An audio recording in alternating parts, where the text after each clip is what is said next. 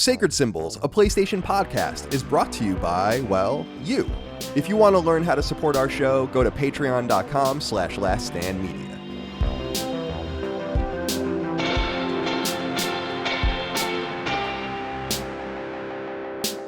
Greetings and salutations. Welcome back to Sacred Symbols Plus, a PlayStation podcast supplement. I don't know what episode number this is because we're so backlogged right now that they're just kind of popping up as they pop up. My name is Colin Moriarty. Today I'm joined by a very special guest, a guest that's probably both too serious and far too smart for this podcast, but why I wanted to bring him on nonetheless. His name is Sale Lilly. He's Senior Policy Analyst at RAND Corporation. And he's basically an expert in China, or many things Chinese in terms of economy and all of this. I was reading about you, actually. You were a war gamer for a while, which is like one of the most fascinating things to me. Still am. So maybe that'll be in our conversation a bit, but yeah, please go. Yeah, that's so awesome. So welcome, Sale, to Sacred Symbols. Thank you for being here. Tell the audience a little bit about yourself. Thanks, Colin, for having me on, and that's a very gracious introduction. Thank you so much.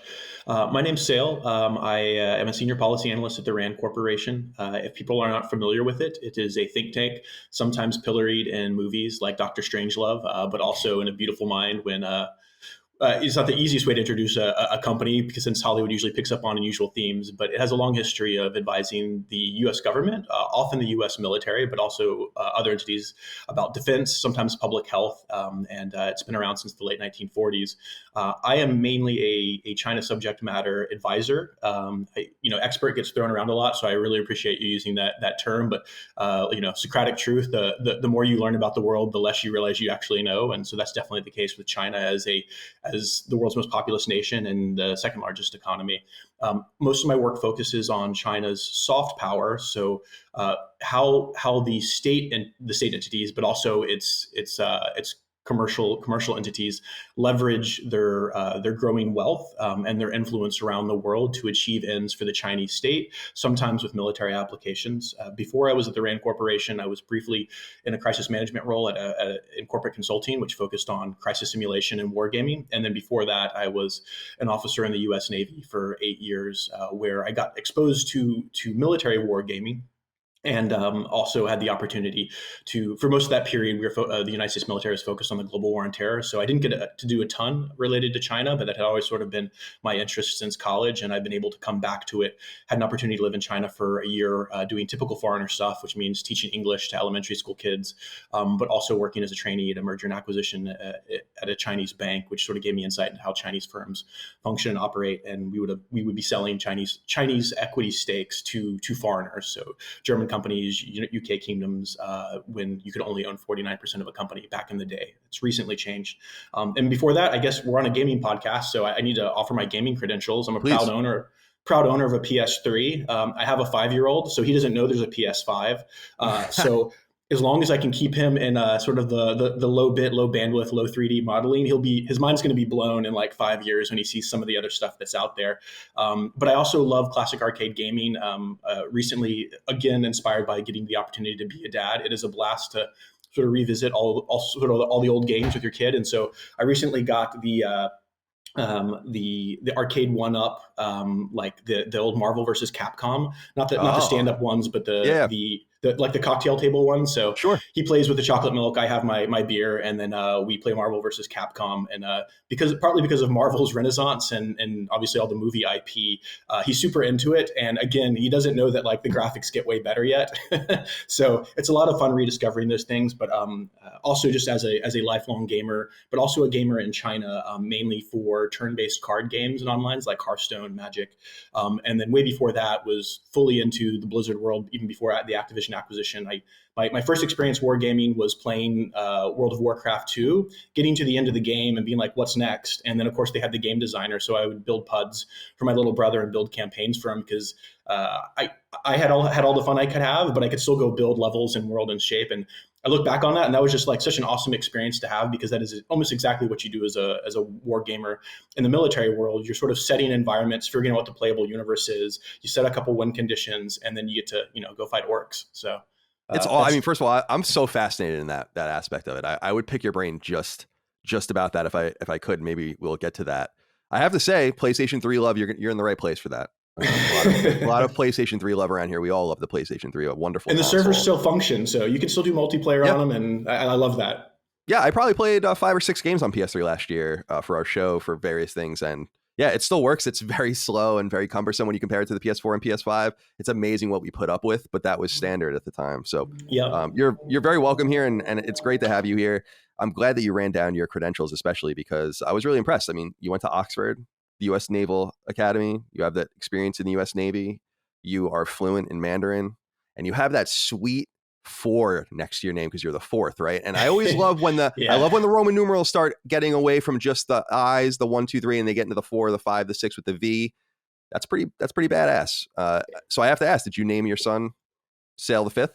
I did. I decided I wasn't going to be the one to stand in the way of tradition. If he wants to end it, I'll leave it up to him. But yeah, my family's been, very much that Southern tradition of the South, naming the first son after the dad ever since. And I guess someone must have come from the England town just south of Manchester called Sale, Sale.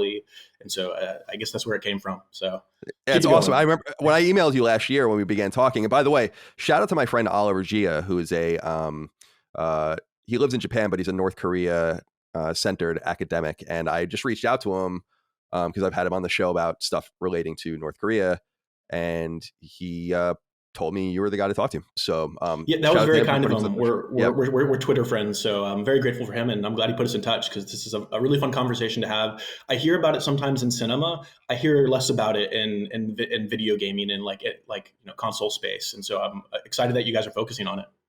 Yeah, I mean, I say this with the most like as much respect as I can to a lot of games media. They're not up to snuff. They're not playing in the field of anything more than banging toys together. That's totally fine. I like banging my toys together. I have my G.I. Joes back there, but I feel like there's a much more serious aspect to this, and that's why I wanted to have you on. And when we were emailing back and forth, you had said that you'd listened to a couple of episodes of the show. First of all, I'm sorry. But you had said something that was a great compliment to me, which you said that the show is much more political than you had thought. And I take that as a great compliment. Not because we want to have a political slant necessarily. We welcome all political ideologies, and we have a great confluence, like a nexus of gamers of all types. But we try to put out our own opinions, and we have what I would say is a staunchly anti-communist opinion on our show, specifically because I feel like the encroachment on games is happening in very similar fashion to what happened, as you already said, with entertainment or other verticals in entertainment, which is why I wanted to have you on. And you stole my first question earlier on because you had brought up the topic of soft power, and it's all good. That's what I wanted to begin to ask you about, is if you could introduce this concept of soft power to the audience, because I feel like that is everything. It's not a hot war we're fighting. It's not overt, but rather, seeding things with money, seeding things with influence. And I have great concern about this. And I think it begins with that concept of soft power. So can you explain that from a base level? Sure. So definitely not a term I came up with. It dates back to 1991. There's a political scientist, I believe, out of Harvard named Joseph Nye. And sort of as the Cold War is wrapping up, Joseph Nye introduced, or is the first to sort of coin the term that there is this, the definition of soft power is the power to attract and persuade. And so very much different from the hard power that had been employed both by like the CIA and the KGB during Black Ops and during the Cold War, but also outright military force like the Soviet invasion of Afghanistan or in Hungary or Czech Republic. Or the U.S. efforts in Vietnam. This was entirely something different in the 1990s. That the cultural power to appeal to someone's core interests and attract them to your way of life represented a unique, different subset of power, and it should be broken off from hard power, which might be, as we said, military, but also like direct coercion. And so sometimes we play fast and loose with this term when we're talking in political science or people who work at think tanks and study, because we might say that that if someone pulls a financial lever and says, I'm going to withdraw funding from your program, that might follow into what's not quite soft power. It might be direct coercion because they're threatening you with loss of revenue or perhaps your loss of gainful employment. But in general, like that's adjacent to the conversations we often have about soft power, whether a business enterprise can function or not is definitely within that category, because they see an attractive market, they want to be able to sell products, and that could be a way. But also, I guess at a smaller level, soft power could be something just much more basic. Like the example in the '90s was often that rock music and blue jeans was hyper attractive to those still within the walls of the Soviet Union or the Soviet bloc, and that different way of life and self expression. It wasn't the primary reason that the political bloc dissolved, but that it was a piece of showing that there was a life outside of that, and that if those systems were in competition between a free market system or a command economy system, the free market system had better soft power. It had the ability to attract and persuade others that it offered the best life for its inhabitants or people who got to live there. So that's roughly where soft power starts in the late '90s, and it's definitely a term alive and in play today as we sort of talk about whether or not there's a second Cold War between the U.S. and its allies, and China and its allies, or those who choose to ally with it. So, Do you feel like there is? I don't think we're full on a second Cold War. I think we might be headed in that direction, but I don't have a strong opinion about whether we're there or not. Some of it's about whether both players agree they're playing the same game, and by that I mean that, like, from 2001 to say 2015 or 16, the United States is intensely focused, at least in the security realm, about how it focuses on the war on terror and sort of how it encounters global jihad, whether that was in Iraq or Afghanistan. And those were conflicts to which I was a party of. And if you look at sort of what China's military or their overall security apparatus is focused on, it's concerned about regime-trained measures by a foreign actor, most often named or unnamed. You'd imply it'd be the United States because of what the United States had done in 2003 in Iraq, and then again in 2011 in Libya. And it's that sort of security world that it's concerned with. So that's the game it's playing: deter aggression by a foreign power that might remove it. Whereas the U.S. is not really focused on China at that period, and so. The 2016 election sort of changed that as a trade war. And I should say this isn't political. In 2016, almost all the political winds in the United States were blowing towards doing something more confrontational with China on the left and the right. On the left, it tends to be more human rights considerations, and on the right, it happened to be more military and economic considerations. But that might have pushed us more in that direction. And I don't have a strong opinion about whether we're there, because a Cold War could always be more confrontational. We could actively be fighting each other's proxies, but we're not. And that's what decidedly marked periods of the Cold War between 1945 and 1991, where conflicts got hot outside of the main powers' borders, like in Vietnam or Afghanistan. We don't have anything like that right now, and I think that it's a missing component or ingredient of what I think political scientists would clearly say that's a Cold War. We recognized it before, we see it again, but you could say we're heading in that direction. Things are more confrontational, absolutely. Yeah, I feel like, I mean, I'm in way over my head talking to an expert like you, or a subject matter knower. Like yourself. An SMK, yeah. Yeah. I feel like there's no literal moment, like no 1947, no Truman Doctrine, no idea of literal containing of the quote unquote problem, and therefore it's going to be harder to identify, but also makes it, in my mind, more scary because the parameters seem to be looser and we might not know until we're already in the shit, which is why I find it so fascinating. I'm wondering, I wanted to introduce one other concept to the audience that I know you can expand upon, which is, does a lot of this, and when we get into Chinese power, and we're going to talk about their literal power with corporations and in the games industry, was their introduction to the World Trade Organization the impetus of all of these problems, normalizing their government, basically their ability to trade, I guess, in USD and do all these kinds of things? Was this some sort of mistake that we're kind of responsible now for empowering this totalitarian dictatorship by giving them capitalistic instincts that they can use and therefore get the best of both worlds, frankly, where they have all of the control and all of the money? Yeah, and so for your audience, China began negotiations in the late 1990s initially with the Clinton administration, and then later finishing with George W. Bush administration. So this was sort of a bipartisan effort to fold China, bipartisan in the U.S. domestic politics context, to hope or fold China into a global free market trade system. And so in 2001, China completed its articles of accession to the World Trade Organization. And that started a period in which China was then working towards harmonizing its tariff system with the rest of the world. And that it would also, by harmonized tariffs, you mean basically that anything shipped in or out is going to roughly match the tariff system for the endpoint. So there's a system of fairness. And if that's what undergirds our idea of competitive trade, that it makes more sense for farmers in Iowa to sell wheat and soy to China, and it makes more sense for China to black box plastic electronics and effectively compile them and then send them out, because that's what Shenzhen in southern China is an expert in, then that's a good deal for both of us. We both get to sell our ideal products to one another. It should lower prices between one another, which actually helped keep inflation low for the past 2 decades. And that's the general argument for the economic principle. The political argument for this, going back to sort of what you're saying, like, was this a mistake? It depends upon how you score the game. If you're just doing economics, it works out pretty well for the United States. On net, it doesn't work out so well if you're in a Rust Belt nation and you're hoping that your Rust Belt state and your manufacturing job is kept. So there's uneven scoring in the economics, but in general, it's seen as a win for the United States, as well for a lot of the developing countries that get to sell their products directly to China and commodities. And so there's a lot of countries that are also lifted or have people lifted out of poverty because they can sell to China. The political argument, where we may get into a discussion about whether this was a mistake or not, was sort of this. I think the mistake was the expectation, and not. I don't think it was a mistake that China should have been supported into the WTO, in which the U.S. had a major piece in helping to negotiate. I think it was a mistake to have an expectation that there's this idea, like in the late 90s, that nations that both have McDonald's don't go to war with one another. And I don't know if you've really heard this, and whether that's true or not. I guess it depends upon whether or not there was actually a McDonald's in Belgrade or not in 1999 when we were bombing. I don't remember the answer to that, but this was like the myth that was pushed around and bandied about, and that. There was also this incredible hope, and this was also part of like the phrases about the information highway in the late 90s and where we were going as a global community, that we were going to be brought closer and better together.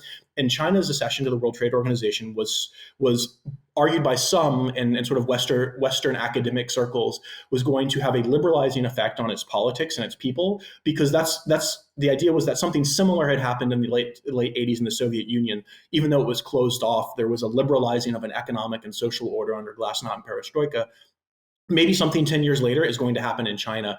And so I think that the hope or expectation that the Chinese Communist Party, which is a Leninist Marxist institution that believes that a single party vanguard should lead that nation and should keep it from the disarray and dysfunction that represented China and the interwar years from when it used to be the Qing dynasty through the revolutionary period up until 1949. The CCP is supposed to keep it from that. And in hindsight, it looks very foolish or just overly optimistic to think that China's central governing political feature was going to liberalize in response to a liberalizing economic order. That to go back to what you said, they could have their cake and eat it too. The economic order could be liberalized. There could be substantial, windfall returns from being an export growth led nation. And that the political system, though, does not have to change, although there's immense political friction when you try to have both. And I think maybe we'll get into a bit of that we sort of look. Chinese gaming companies are almost a microcosm of this, in that they're balancing rents and great revenue versus the political demands of a master that wants to control the course and nature of the media and how it affects its youth and everybody else, really. So. Yeah, this is interesting insight, because with the WTO stuff, I remember I was in high school when that was happening, and it was too sophisticated for me to understand at the time. And I remember my dad being like, this is a really big deal. And I remember thinking back, you kind of, it's like Monday morning quarterbacking. People much smarter than me thought this was a good idea, but it seems almost obvious looking back that if given the option, it's like, well, you're taking off the patina of struggle from our system by giving us money, and then you're leaving us in total control with autocracy. And that to me just seems weird. Weird. But I wonder, in terms of 40,000 foot view of, you already kind of got into the CCP and the government, but I'm wondering, can you describe from a high level, kind of an elevator pitch of how the economy works in China and how it is different than a more generally free market like the United States? We obviously have tariffs with other nations, and domestic trade, of course, is free. But certainly there are a lot more barriers in dealing with China. That's why I think we import more than we export, probably also due to need. But I'm curious if you can just kind of explain, for those that might be unaware, how, and certainly for me, because I can learn much too, how the economics of China works from a high level? Sure. So maybe it helps to start with a quick overview of China's economic history. And China has pulled something between 300 and 500 million people out of poverty in the last 5 decades. And if you sort of look at where China was, China had a command economy, which for those who aren't familiar, it's that a central planner identifies the needs and wants of all major industry, but also services. And it's one of the reasons that consumption as a percent of GDP within China has been historically low compared to places like the United States, where traditionally where 2/3 of our economy is driven by the consumer products that we buy, whether those are digital or not. When you go to Walmart, that's more or less 2/3 of what our economy is. That's not the case in China, where more than half of it was government spending and substantial amounts for manufacturing. And for a long time, the goal was to become a developed industrial nation up to 1979, because Maoist economics, so Mao Zedong, who had been the leader through the late 70s, had hoped to reach, it was like the slogans at the time was overtake England and reach the United States, or like become equal with it, in terms of its overall level of production. And those, large in part, aside from being able to eventually feed a high amount of its population, which it had not been able to do in the 1950s, China was at least able to, in the sort of the hackneyed ordering of the world, first world, second world, third world, and the second world was a socialist system. The third world was developing. The first world was the capitalist system. We don't use those terms now as much, but China was able to achieve some modicum of success in joining the second world, although they were not as developed as the Soviet Union. But in general, from an industrializing point of view, China had no external export markets. Most of what it developed was internally consumed. It was a net exporter of energy resources at that time, which sounds weird now because we think about how energy dependent both the United States but also China is. So it was not pure autarkic in the sense that it was self-reliant, but it largely was for its own domestic needs. But from a point of development, much of China remained an agricultural nation, and it remained grossly underdeveloped in terms of competitive global industry. It really had none.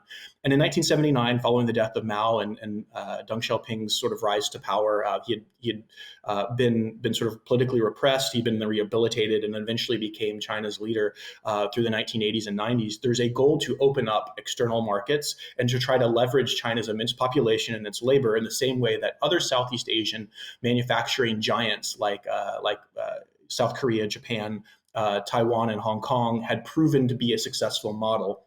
And so by allowing capital, controlled capital, to come into the country for investment in the 1980s and 90s with an effort on exporting manufactured goods and leveraging initially China's labor, but then later foreign factories, many of them built by South Korean, Japanese investment, and then only later the Americans, was able to turn itself into an exporting power along this model of the South Korean, Japanese, Taiwan, Singapore, Taiwan models, the four Asian tigers as they were referred to in the 90s.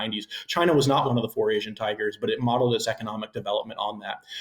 From a political point of view, though, there were certainly sensitive areas where you could and could not invest in. And this all predates China joining the World Trade Organization in 2001. But I guess it's important to, as we eventually get to the conversations about video games, China is still underdeveloped in the 80s and 90s, and consumer products have almost no role. And so maybe we'll allude to it or talk to it later, but some of the listeners who care about China and maybe have followed it or read things online know that there has been a console ban for quite a while within China. But a console ban in the United States would have been devastating to me as a kindergarten when I wanted my first NES, because I was lucky enough to be in middle class and my family could afford it. But like, the middle class did not exist in China at that point in the 1980s and 90s. So there's this steep growth in incomes, but at the beginning, China is still a relatively poor nation, and there's not a lot of consumption at the domestic level for consumer goods. They really don't exist at that point. Something else that China's doing that's different is that when you and I, this is in the 80s and 90s, but it's also still true today, as Americans or anybody outside of China, when you go to a bank, they offer you a competitive rate, and if you don't like it, you can go elsewhere. In China, there's controlled capital exchange and flow, and so by that I mean that when you go to a bank, there may only be 4 large banks you can bank with. And those banks function off forced interest rates, so a minimum low rate and then a rate at which they lend out at. And that rate at which they lend out at is usually like a guaranteed loan to a state-owned enterprise. And so most banks in China have a controlled group of people who have to lend with them. And there's few other ways they can invest their money. There had been limited investment in real estate at the time. and there were not functioning stock markets. So if you had surplus money in China outside of putting it under your mattress, you had to go to a bank and place it in one of these major four banks. And then that bank had sort of preferential access to your funds. There was no competitive interest rates or smaller like collateralized loans. And what that meant was that over the 80s and 90s, China developed an immense amount of investment resources that it eventually took global and went to go invest in other places to reap higher levels of return because it couldn't do it domestically. So if domestic rates were set at 3%, but international markets are offering 7 or 8, the growth of foreign direct investment, or FDI, from the 80s all the way to now the 2020s is just like it's a ski slope. It just immediately goes up as China has money to put outwards, and maybe we'll get into this more, but that has big consequences because that forced investment structure that leaves the average Chinese household with limited choices to invest means that China as a nation, its state-owned enterprises, but also its commercial firms that are sort of designated as national champions, have a lot of financial resources to throw around when they hit the international market and begin looking for higher rates of return, something better than 3% or whatever the going rate was. Yeah, you're hitting on so many things. It's a bit of a ramble, sorry.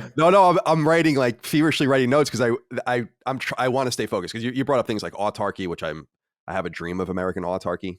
That'll never happen. You brought up, obviously, currency manipulation, which is so fascinating and something that they've been accused of for many years.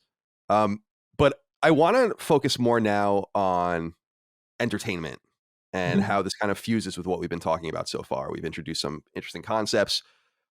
Now, I want to just present to you and you might have heard it in one of our episodes, but just kind of my thesis, which is the Chinese corporations like Tencent, to a lesser extent NetEase and others, have a malign influence on the entities they touch and come with certain strings attached that Western controlled companies simply don't. And that though minority shares, though companies like Tencent own minorities of companies like Epic and others and have no say in these corporations, they are nonetheless being incredibly aggressive. I was bringing to my attention, or to my audience's attention, this new brand that's in games that no one's really talking about, but it's called Level Infinite. And I don't know if you've heard of it. It's basically a Tencent owned shell, and them trying to publish in the West and get away from the baggage that their name contains. Do you think that I'm correct in that there is more? You brought up the term net, like net gain, net loss earlier, that this is a net loss for us, that investment exists in the West and that we take Chinese money from these corporations with handcuffs for no reason, when indeed we can just do business outside of this realm? Or is that simply too rosy a picture in a globalized economy in which money, the greener the money, the better, basically, in terms of USD. So talk to me about this. Am I wrong or am I right? Yeah, and just quickly, I haven't heard of Level Infinite, but I'll check it out now that you've mentioned it. But in regard to the overall thesis, I feel that is mostly right, and I'll let you know where I disagree.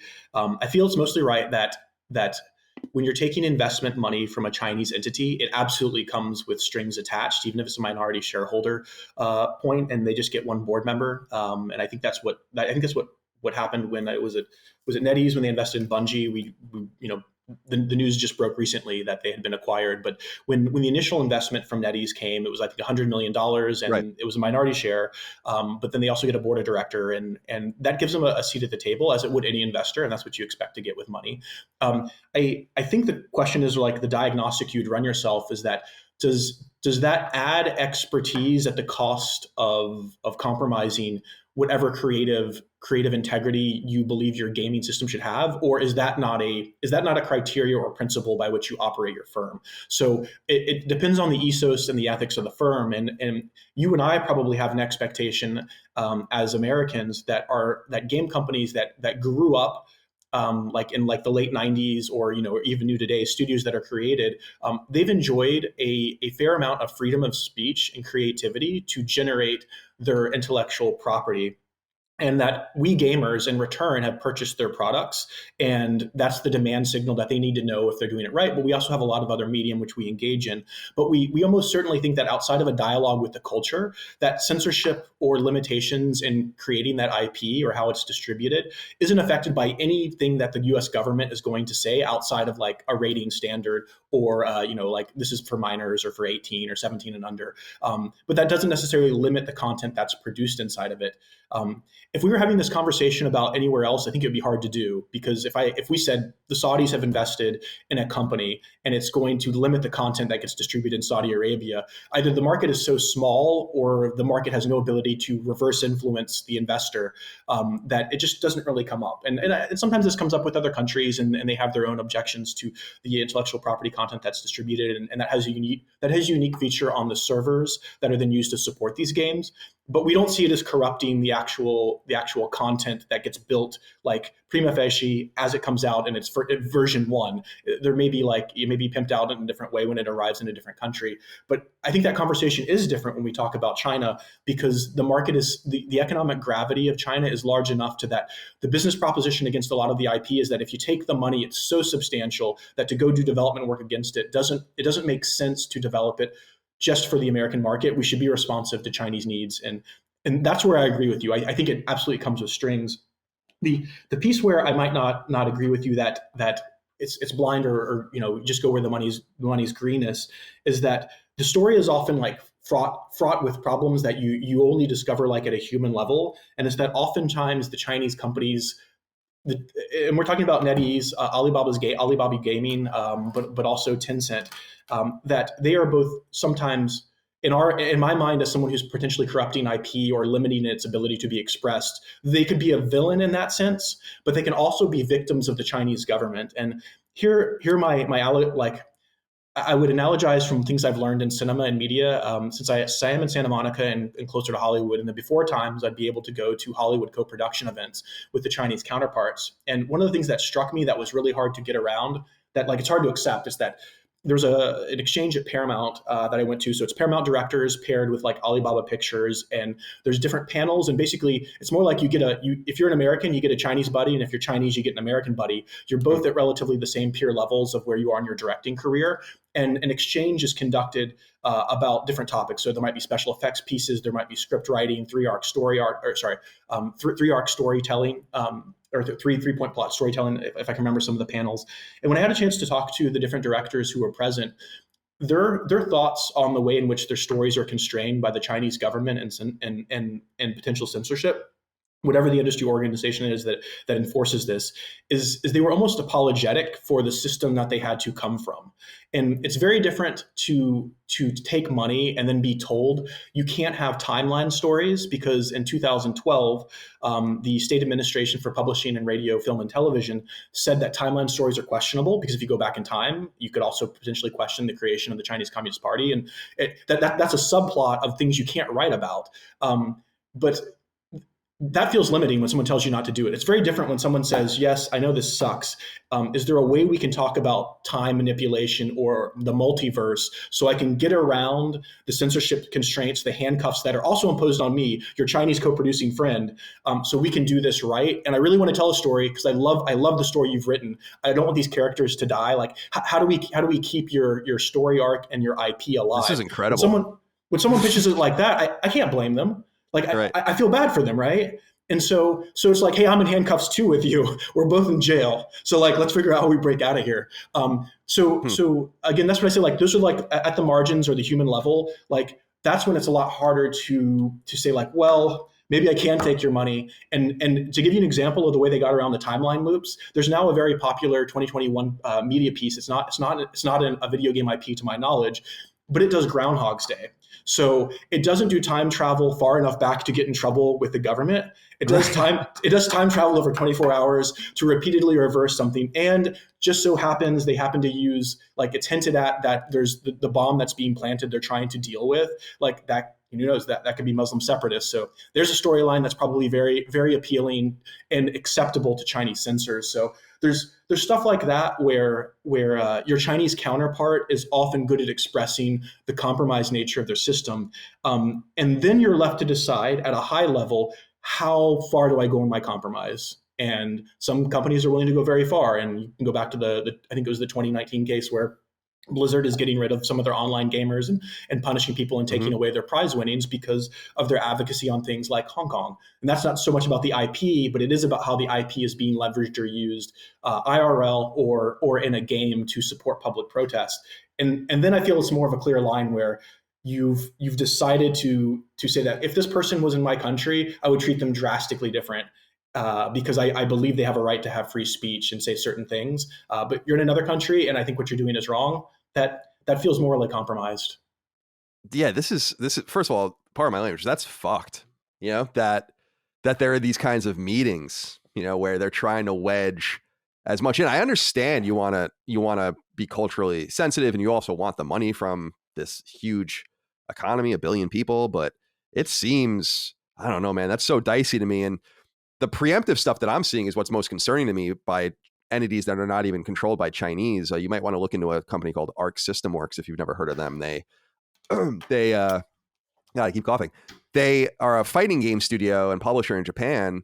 They do a really popular fighting series called Guilty Gear, and they preemptively removed from their lore Bible, basically in the game, any mentions of Taiwan or Hong Kong in anticipation of trying to get the game into China. And they didn't even note it in their patch notes. It was something that people went and discovered and were like, oh, you just, at some point between now and then, you took this passage about Taiwan out of your game. You took these mentions of Hong Kong out of your game. We know what you're up to. And I find that very weird. I find it weird too. And I think this is one of the problems that video game companies, but also entertainment has writ large. And this is a good example. Map politics are a huge piece of this. It often comes up in any game. If you have a map of the world, if Taiwan is not shaded the same color as China, then that will immediately be caught by Chinese netizens and your IP is at risk. And so defensively, they'll self-censor as you just described. This is the reason it's dicey, or I should say that like it's a problem for game IPs, is that if it's a one-off, and this is I'll give an example called like my rug example of why this is a problem. If I was going to talk to you and you don't have a rug in your room, but like, at least I can see in the camera, but like imagine you had a rug and I was like, I cannot handle green rugs. I'm sorry. But I'll 100% be your friend for the rest of your life and we'll get along great. But if you ever have a green rug in your room, I'm sorry, I like, we just can't be friends. And you'd have to be like, well, in evaluating our level of friendship, you know, Colin and Sale, we'd be like, I guess it's willing to sacrifice this rug because you must have an important reason. But if I like had a laundry list of 50 things, like no time travel, don't quote the Dalai Lama, even if it's a peaceful quote, never show a map of Taiwan or Hong Kong colored differently, never mention that the Nobel Prize was given to Chinese dissidents. Don't mention Norway, by the way, because they happen to be the ones who hold the event that give the Nobel Prize to the Chinese dissidents. Don't, you know, and so South Park was like, you know, exceptionally skilled at this when they came out with their Banned in China episodes. They're sort of like, you know, a great example of how bastions of free speech don't have to die. But as they sort of work through the kid's narrative story of all the different things the boy band couldn't do because of these sensitivities with China, it's not just like there's a third rail to engaging with China or that there's one electric rail, is that there's just hundreds. And so on a one-off, gaming executive would be like, fine, we just like, there's no color to our map. Taiwan, Hong Kong, China, but also every other country in the world is just going to be this gray color, and we're not going to draw lines around them. That sounds like an acceptable way of dealing with an issue, and it feels pragmatic. There doesn't seem anything wrong with that. But when someone's idiosyncrasies of a very brittle superpower, or one that seems almost schizophrenic about how others refer to it, begins to impose a change in your life and how you design IP, again, that's when it starts to feel morally compromised. And the Taiwan's a great example. I didn't know about Arc Systems work, but I'll have to go check it out, especially because some of these things drop out of public reference and you lose them on the internet once they're deleted. So right. Thank Twitter and netizens for screenshotting. Oh yeah, man, people are all over this stuff, and it's scary to me. I mean, I co-own a developer as well, and I just write our games. And we're writing our next game, and I'm putting explicit, like, not I want to say, I'm putting explicit references to Taiwan and Hong Kong in, even though it has nothing to do with the story of the game. It's kind of in the lore, because I just want to be like, we don't care. This is going to be in the game. It's in the game with purpose. It reminds me, I'm sure you know of the German developer that put in there, they did a game about World War III, and then on their map, it's West Taiwan. All of China is West Taiwan, it says. Yeah, and I heard about that. Yeah, which is like hysterical. So, and of course that's their lore. But I want to ask you about, I guess, sustainability from a creative standpoint. You're talking about not one rail, but many, 100, right? And it just doesn't seem sustainable. And is the market worth having to remove the Taiwanese flag from Tom Cruise's jacket? Is it worth having to make, Finn and Star Wars smaller to abate racist inclinations in China? Is it worth having to constantly circumvent real history? It reminds me a lot of how North Koreans think that the United States started the Korean War, and that's all they know. And everything is hinged on that lie. And you remove that one lie, that one pin, and everything falls.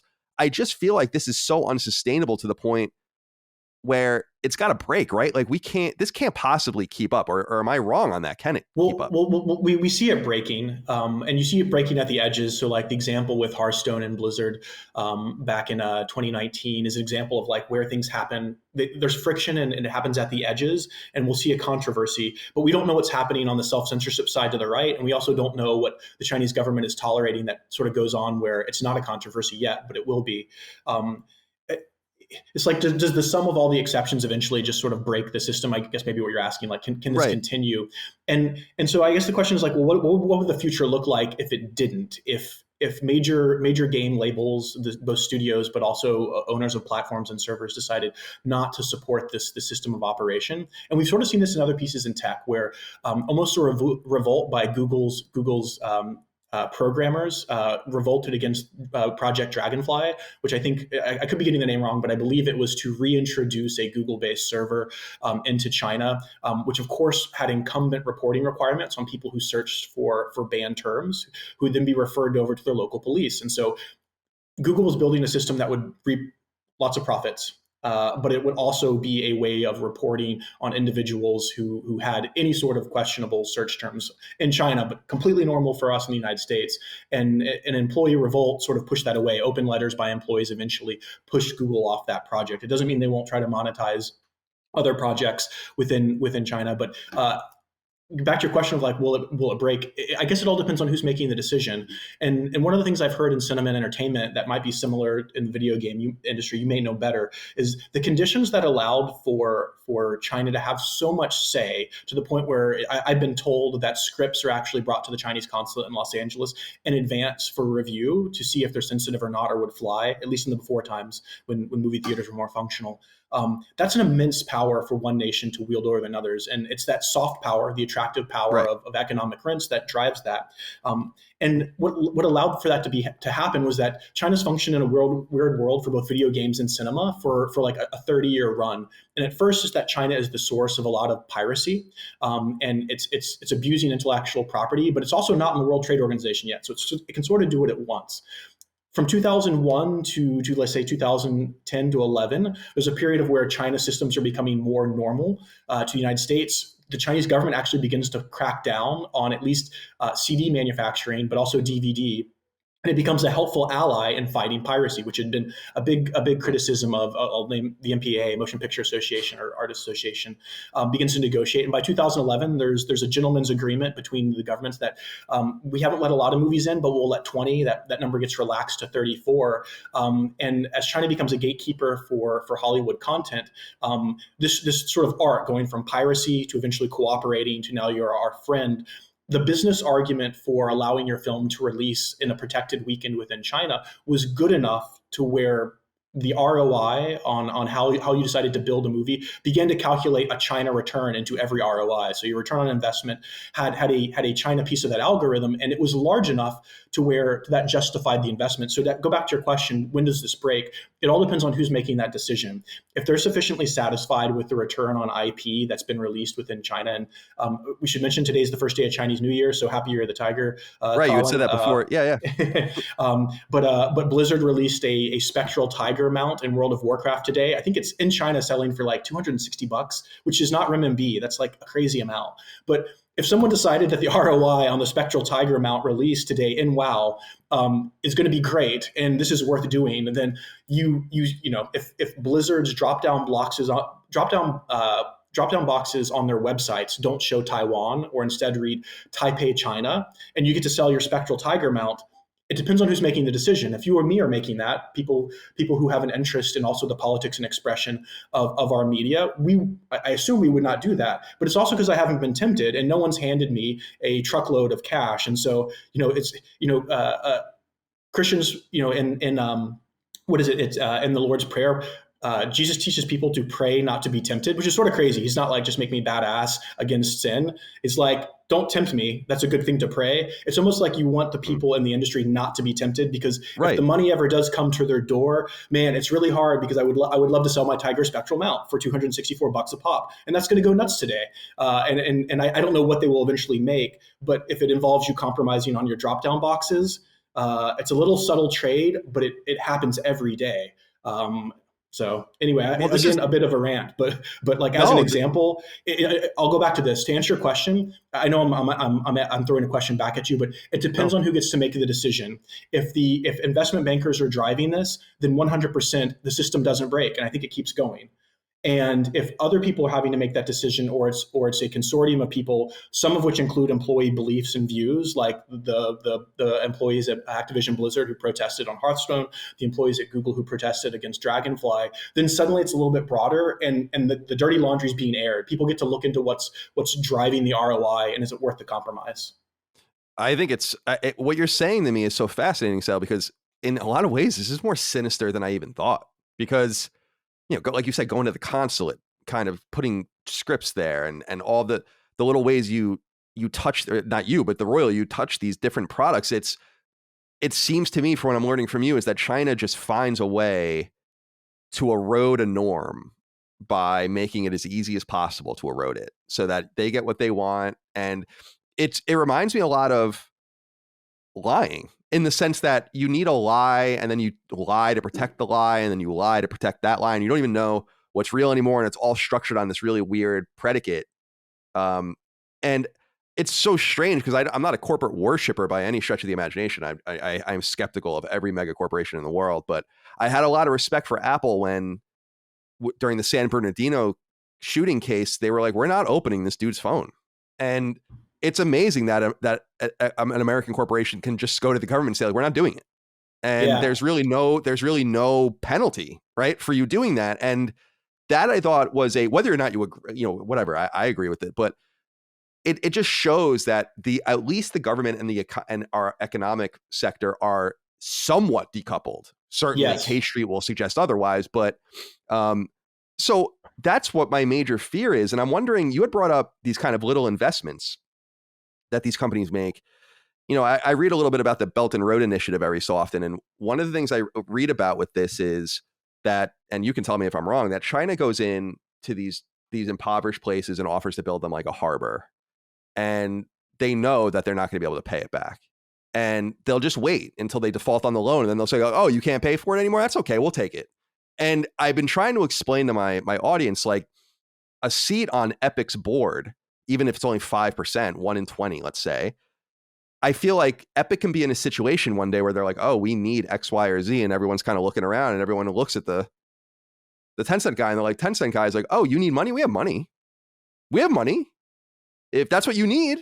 And so is there a connection between these two policies and kind of the way that they do business, where they are trying to seed themselves? Is that an accurate portrayal, by the way, of what they're doing with Belt and Road as well? Yeah, so you're getting to a piece of it, and I should say that, like, before Belt and Road was a global plan. And I apologize, I think my audio broke up just a little bit. So if I'm bad, feel free to it's all edit good out if I'm garbled. But okay, you sound good. It'll be grabbing your stuff first and foremost before it even makes it for us. That's why it's all. I appreciate that. Okay, yeah. So just quickly. On the Belt and Road, we at the beginning of this conversation talked a little bit about how China's economy functions differently. And I sort of mentioned that Chinese state enterprises, but also their national champions, end up with substantial sort of reserves of cash, partly because of the way investment is forced within China, and that it's hard to take your capital elsewhere. This was the absence of equity markets. So you couldn't invention a state pension in an equity market because they didn't exist in the 80s and 90s in any substantial size. You had to, like, as a Chinese citizen, you were really just compelled to place your money in a low return savings account at a bank. And Chinese state-owned enterprises and to some extent national champions later in the 2000s. So these are Not state entities. When I say a national champion, you're not owned by the government, but you have close ties, and you've almost been designated as being allowed a legal oligopoly or legal monopoly. So legal monopoly, just one company; legal oligopoly, about 4 to 5 companies that are given 80% of a market, and they sort of split it between themselves. Because they had such big cash reserves, from the 2000 and 2010s, a lot of that money flows out. Again, I mentioned is FDI, so foreign direct investment goes into other countries, and they're buying resources. You have companies that are also like, is this like split across verticals? Like they might have a construction company, they might have an entertainment company, they might have a medical company. They're just all across the board because they've had a lot of cash to spare and they're throwing it around to get a higher return. That sort of disorganized investment of the 2000 eventually gets folded into a bigger plan called the Belt and Road Initiative. It went through some different names, but China was looking to sort of bring this under a central portfolio to understand where this money was going, but to also have nations sign up. So it was clear that they were opting into the program and it wasn't haphazard investment. They were a BRI nation, Belt and Road Initiative. So if you're a BRI nation, you can go to the official website and check, but like the 80 or 90 that are listed as a part of it, it's diverse as developing countries, but also G7 countries or G20 countries like Italy, like fairly advanced service economies are accepting BRI money. And there's been some discussion to what you pointed out called sort of debt diplomacy or debt dependency, where the investment couldn't possibly be repaid, and so China's in a very strong position to leverage its use or lease over these assets. Yeah, that's absolutely a concern. But like I just want to start out the point is like I don't think it was initially anything nefarious. It just has to do with the way that China's economy deliberately bottled cash reserves, couldn't spend it elsewhere, and then its state-owned enterprises could go abroad and pick up a port in Angola or mines in the Congo or a port in Sri Lanka, and eventually this was strung together as a sort of big, massive global project. Now nations officially opt in, and membership's legit. So it went from being like an informal club to a formal club. I'm a little bit concerned about that from like the economic side. But I have less concerns in the sense that I also think that this is the devil's advocate, that these nations could also be very savvy. And if you default with the IMF, there's large international consequences for it. And it makes it hard to manage your balance sheet later because a lot of the investors have been left off the table. If you've gone to China, you might also ask yourself, what could China do if it doesn't actually have a lot of people on the ground? It handed me money, I default. So what I'm saying is that you could be a savvy debtor, and you're taking Chinese money with the hope to be able to then maybe never repay it, and then see if there's consequences. So it's not as if everyone, one side is tricking the other. There could be another storyline to this as well, where some developing nations are like, I'll take it. If the commodity markets are gangbusters, we can repay. If not, I'll default. And then what will you do? So that's also a part of it as well. If they operate the infrastructure, to your point, that's very different. If they have an existing lease to operate a port or railheads, then they've got people on the ground and they may not want to leave. So that's a little bit different. So that's how I'd sort of like parse out the BRI, Belt and Road Initiative concerns. Yeah, interesting, very interesting insight. And I don't know, there's always so much interesting stuff to read out there. It's so complicated. You have such a great grasp of all of this. I want to ask you about Tencent now. Okay. Of course, we talked about Alibaba before. I think Alibaba is substantially bigger than Tencent, but we interact with Tencent in the United States and in the West in a far greater capacity, just because they seem to more literally be interested in diversifying in console gaming and in the spaces that Sacred Symbols dwells in. I read a story about Tencent that I thought was interesting. It was from a Taiwanese source, but it indicated that Tencent's communist membership within its employee base is 2.5 times higher than the base per capita average in society. Something like 25% of Tencent's workforce is card carrying, 10% or something of the population is card carrying.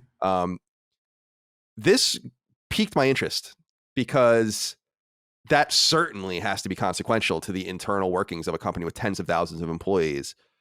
Can you tell me a little bit about Tencent, where they came from, how they got so big so fast, and do you think that they're diversifying? Do you think that they're buying entities? Like you said, it's not necessarily in this malign thing, but rather that they're trying to just put their money places. Like that's the best way I could probably describe. For instance, the NetEase, as you had brought up, the NetEase $100 million investment into Bungie was probably repaid. They probably made like a couple $100 million on that. So not a bad deal when Sony just bought Bungie. So talk to me a little bit about Tencent and who they are and what their relevance might be. Sure. So Tencent is the parent company for a broad umbrella of services and systems. The most notable would be probably the world's largest app used by people, of course, because it caters to the Chinese population. But they own WeChat, which is more so than anything in the United States, as compared. It would be like a bundling of all our major apps into one lifestyle app that would include the ability to. It would be like your HMO was connected to them for healthcare if you have healthcare. It would be your travel app. It'd be like Uber, but it would also be for Facebook and others. Talking about where it comes though, it gets its start during a lot of the dot-com boom period in the United States. Internet was just becoming a reality in China as well in the late 90s. And so founded by Pony Ma, I want to say in like 1999, it originally starts as a messaging service, and then it sort of grows out of that and ends up like I think by 2003, that's the first time that Tencent starts having some sort of looking at my notes here on Tencent, but they're the first time that they end up picking up sort of social gaming, and like I'm not talking about anything more complicated than like Minesweeper or puzzle solving things, but just as a feature to keep people on the app. And by 2008 or 2009, because Tencent's growth in WeChat meant that more and more Chinese were using it to both express moments, like in the way you would on Facebook, but also to communicate.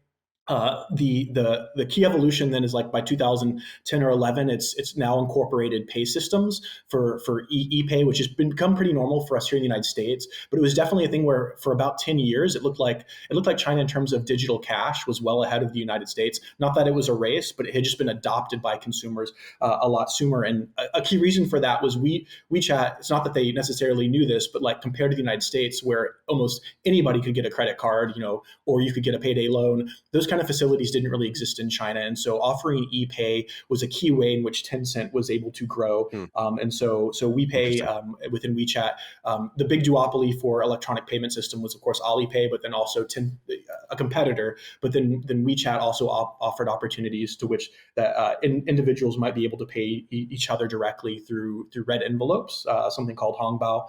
I think that was in 2014, a common thing to be given during New Year's. So Pony Ma is the leader for that, and it has like, if you count Tencent's global user base, it's 1.2 billion, which is mostly Chinese, but WeChat's also used here in the U.S., especially by Chinese immigrant communities here, like in West Los Angeles, Pasadena, and Rosemead, where there's large Chinese populations, and it's a way for me to be on it and also check out what both government and non-government entities are putting out on their distros.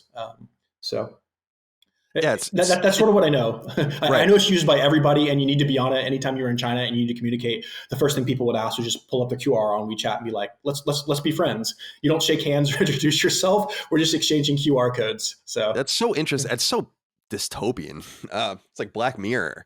It's so interesting too, because the government's just like, oh, now we can spy on you in this really centralized way. We don't even have to have this NSA Prism style program where we have to track all of these different things. You are all just on this one thing. I was interested in Tencent's kind of quiet rise in the West because there's been so much more noise about other Chinese owned or Chinese controlled entities.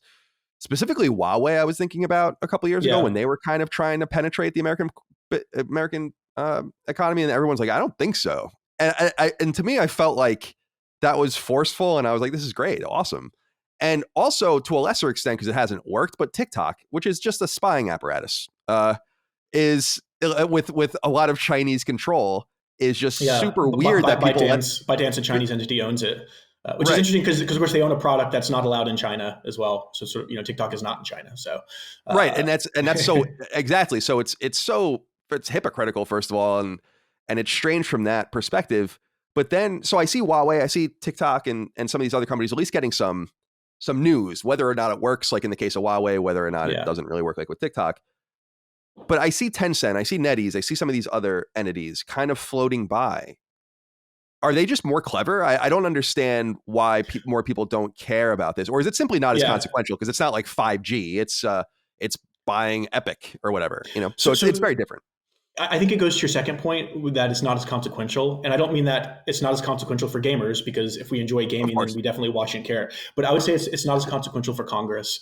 And when Huawei and ZTE, the two key telecom firms that were looking to expand market access and participate in something called national backbone networks for programmable field arrays. Basically, it's what allows how we're talking right now and how data packets move around the United States.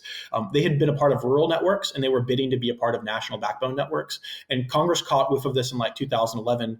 They had previously, through the Commission on Foreign Investment in the United States, also known as CFIUS, had rejected previous attempts of Huawei to acquire U.S. firms.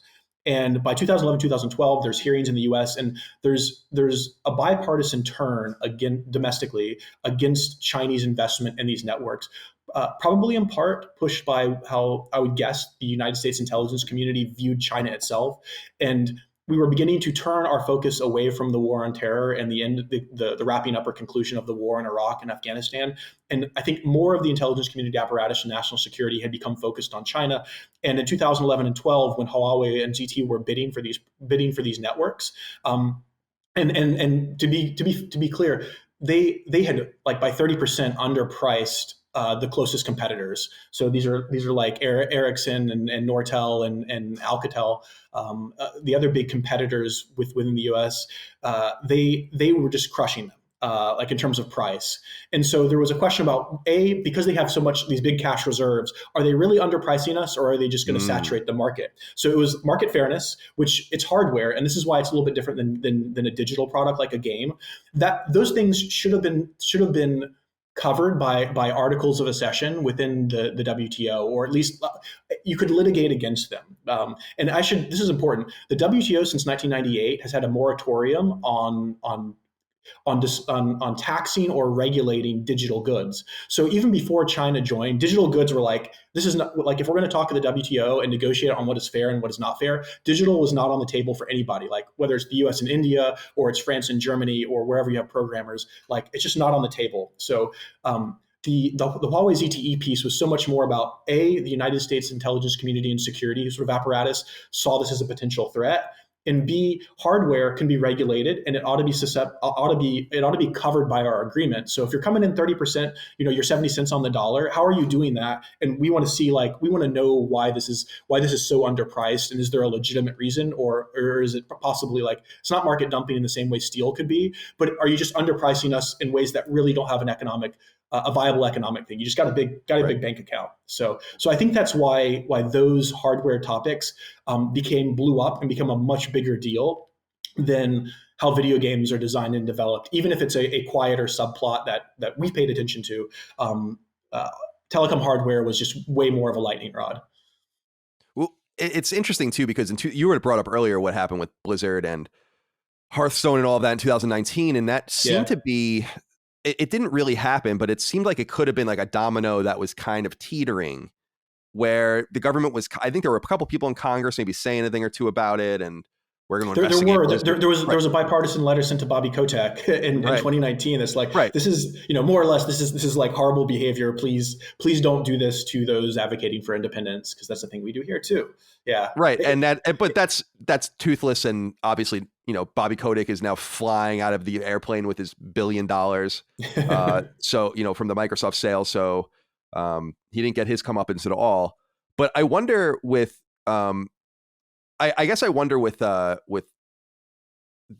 investment of these various companies, is anyone paying attention now? Like, is there anyone in Congress? You see, this is one of the things that, and you might be able to appreciate this. 435 members in the House, 100 people in the Senate. Now, I'm not expecting, Senate's a little older and a little, whatever. But you would think that someone in the House, and this is free, you guys can have this out there, like, where's the gamer representative, right? Like, where's the guy that's just like, I know AOC goes on Twitch sometimes and all of this, but I'm not even being facetious. Like, where's the guy? Like, I represent the 3rd District of Illinois, and I happen to love video games, and that's like my total thing. It's like, it's an angle for someone to start attacking this. I think specifically from the right. Is there anyone that's? I'm sorry. Go ahead, please. Yeah. I mean, I should say, like, I come from a nonpartisan think tank, and I should. I know. I'm not trying to stick you with that. At the top, also qualify my comments. I should have done that way at the beginning, but of course, these are my opinions. It's not my opinion where I work or the U.S. government. These are my opinions as somebody who loves games, even if I don't own anything newer than a PS3. But on the angle about who in Congress looks at this, there is a dedicated entity, the Committee on Foreign Investment in the United States. It's well staffed. They've got a big team that includes tech experts, legal experts, and it's their job to review investments. I would say this, though, they have a huge remit. if you had to look at every single merger and acquisition deal, especially if it's a minority stake, now we've like broadened the universe of like what that would be. CFIUS is the acronym they're referred to, CFIUS. That membership team has people who, you use the modern parlance, are woke about the risks of accepting money from somebody else and what are the qualifications. And it's not just if you invest, it's sort of like, are there immediate strings attached? Do you invest and get a board member? Did you get a majority stake? Well, now we're definitely looking at it. It includes not just concerns about China, it's anybody who invests from another entity in the world. And they red light and green light submissions. You can self-submit if you're concerned about that case. So you will see many Chinese firms will self-submit to CFIUS and say, we want to be above board on this. This is what we're submitting. Do you approve or don't? And we alluded to K Street earlier, but this is also a piece where people will advise foreign firms on the best way to approach this process. There's nothing wrong with that. You want your ducks in a row before you submit a plan. But I would say the membership of CFIUS, the bipartisan, it includes congressmen and senators, would be the best position to do that. Some of which has included entertainment IP over the past 3 or 4 years. And so I think I can't remember the letter to Bobby Kotick, but there was a previous one to the major studios of Hollywood that had at least 16 members, both senators and representatives. So there are people who are looking at this, and I'll echo your point. I'm guessing, just like someone who grew up with games, anybody who's I don't know 55 or younger, I feel like probably would have had to have grown up either at least exposed to console gaming or arcades or with it. And so that ought to be a piece of maybe what represents their personal experience to Congress, that they had this chance to play games and sort of indulge in what's become an American pastime. Whether or not they become like, who's our key rep and leader for that, in the way that you have smaller congressional congresses based on ethnicity or military experience or economic representatives. There's a blockchain caucus within Congress, and I follow blockchain gaming, so I know they're a piece of that. For console gaming, I don't know if there's a console gaming caucus yet. Yeah, there should be a console. There should be a gaming caucus. Yeah. Yeah. So anyway, awesome. Well, I mean, you can be the advocate for that. Yeah, right. Like they'll listen to me. But I feel like it's good that at least, I think you're right. This is kind of an ageist thing where I think people are just going to have to become more aware of it as the older people go away. For some reason, I saw a really pertinent point on Twitter the other day where someone was like, why is it that we're kind of shoving people in their 70s out the door in the corporate world, and then they run the United States? Doesn't really make a whole lot of sense. So let me ask you this. Actually, you know what? I have a great question. I wanted to make sure I got to this. I reached out to some friends of mine in the industry to ask them if there was anything that I should bring up. And a lot of them had the same old stuff to bring up. But one of my friends who's an analyst in Europe, who I always bounce things back and forth behind the scenes to, they wanted to ask you this. I'm wondering what you think of this, because this is in light of we're seeing obviously Tencent, NetEase, and these other companies aggressively invest. We have reasons to think that they're investing for whatever reason that might be. Yet the sale of Bungie to Sony indicates that they're also willing to divest. And here's what the person asks. Initially, the perception of Chinese investment and purchase of Western developers, publishers, or parent companies was to create and own a diverse catalog of IP, and of course, growth via e-commerce. Fast forward to 2021 and the change in Chinese law in regards to online gaming. Those Western investments were an even smarter move, as the revenue generated from the West could help offset the lesser revenue in the East. We were talking about this earlier. But with Microsoft's purchase of Activision Blizzard King and Sony's purchase of Bungie, both Tencent and NetEase have given up substantial IP as well as digital revenue. Are we safe to assume that the growing Chinese influence within the industry is not as tight or hardened as first thought, and a financial gain is still stronger than a controlling influence? This is a great question, and I couldn't have put it any better. Do you think if choosing one or the other, China would choose financial gain or controlling influence? Because here they actually gave up their influence for what seems to be kind of peanuts.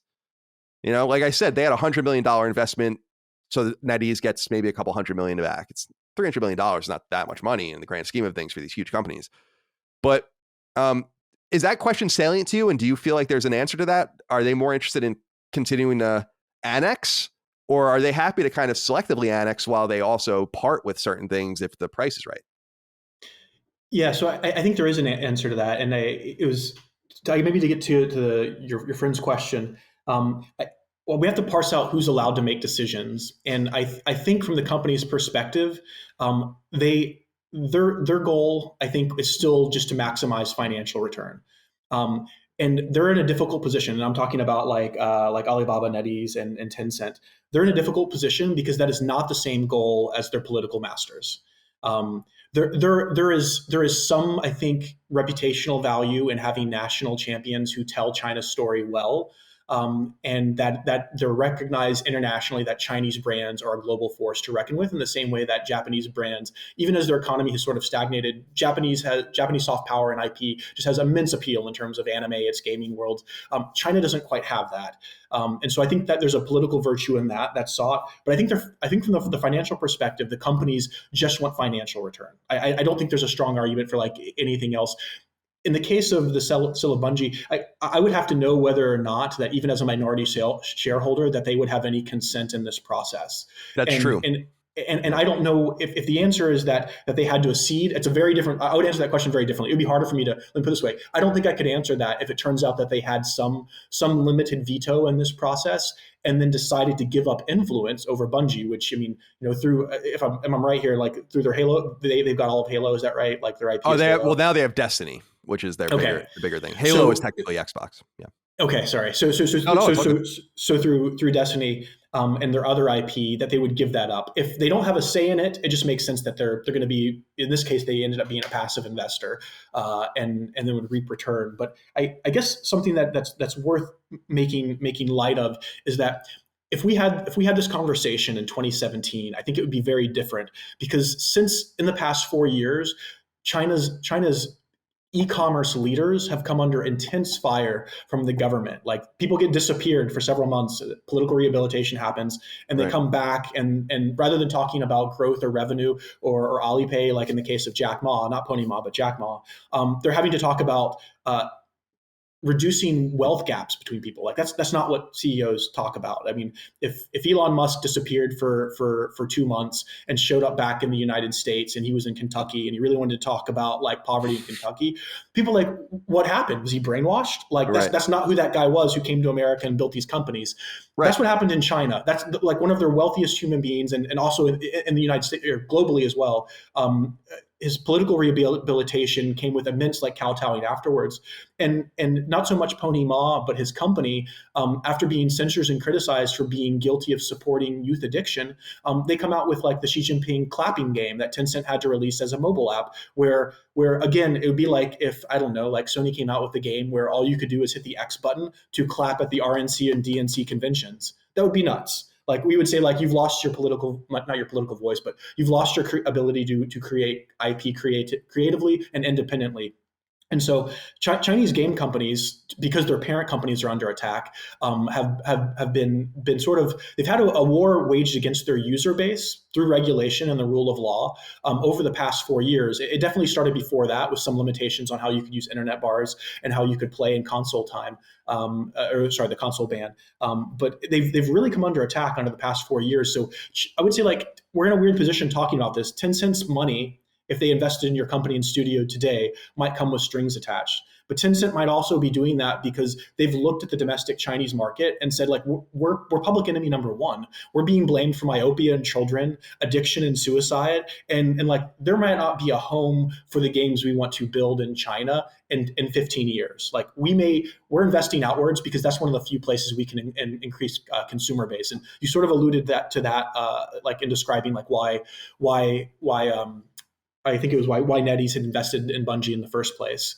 And I think they're right. Like, the government basically said that because of the youth ban or limitation to 3 hours a week, that of the 110 million users in China who fit that characteristic, you're taking them away from the total base. So like, if I do the numbers, I think there's 740 million gamers in China, and 110 have just had like a circle drawn around them, and they can only do 3 hours, and credit and microtransactions are also limited on the in-game economy. So 14% of your market has more or less been just said, like, you better be very careful in how you touch them. You're going to be prosecuted if you engage with them at the wrong time, or you're misusing any of our facial AI to like to skirt the issues. So when someone takes 14% of your market and throws it in the garbage, the first thing you got to do is like, I got to make up revenue. So where do I go for that 14%? I go abroad. And right. They're both like, this is when I was alluding to earlier. They could be both a victim and a villain. This is the Chinese gaming firms. They could come with strings attached, but they're also getting lambasted and beaten down by the Chinese government, and they become a victim themselves of a government that doesn't like their IP. So it's sort of it's a weird world where the Chinese government both is laudatory to their esports gamers winning global championships for like League of Legends, and at the same time would be like, well, where do you get a 19-year-old super gamer? Like, he doesn't come out of nowhere, or she doesn't come out of nowhere. They did it because they gamed earlier in their life, but they're not going to do that gaming 3 hours a week when they're 16 years old, in this hyper competitive world. So there's very much a mixed message in China on video games and where they belong. And if we get a chance to shout out content or good resources, there's a webzine from in China that most of their writers write in English but live in China, called Sixth Tone. And there's some really talented authors with that team who cover the esports world. They also cover the mods, fakes, and equipments that are built as sort of local economies in certain towns in China, like IRL. And so if you ever get a chance to read that, they're really good at sort of describing like the master wants video game success and support, but the master also hates your IP because it's competitive with political education. Yeah, and this is what I was bringing. I mean, it's perfectly said, because this is what I was bringing up earlier about how it feels like lies upon lies, where, you know what I mean, where you just have to constantly ignore reality. You have to.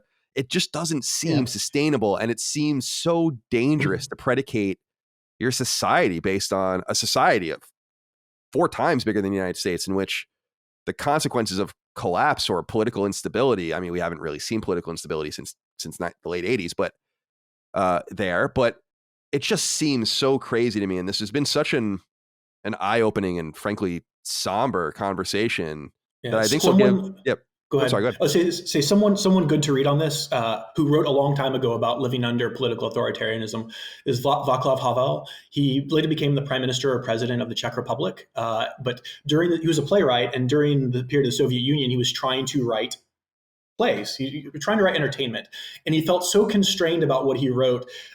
He sort of proposed a policy to other playwrights, and his policy was do the as if principle.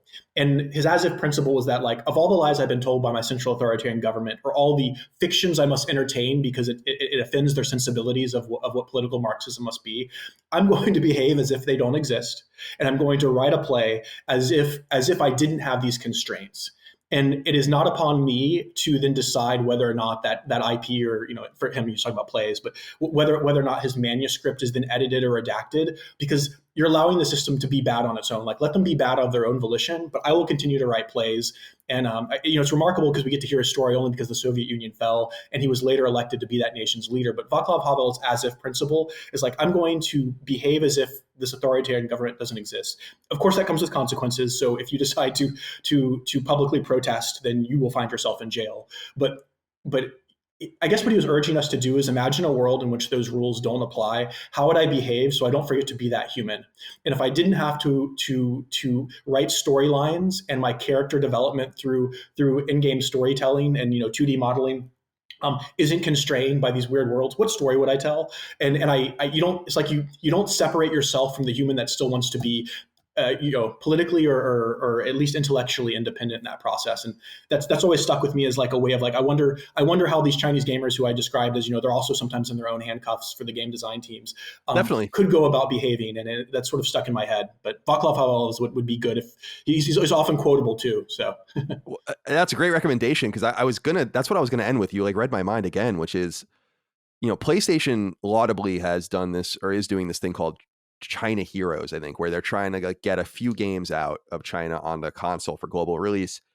But and that's really neat, because we have played nothing out of China as gamers, unless you're a PC gamer, until something big like Genshin Impact or something came out. Yeah, it's entirely possible that you would never interacted with a Chinese game on console, and still probably likely, which is why Level Infinite and these publishing arms are so interesting now.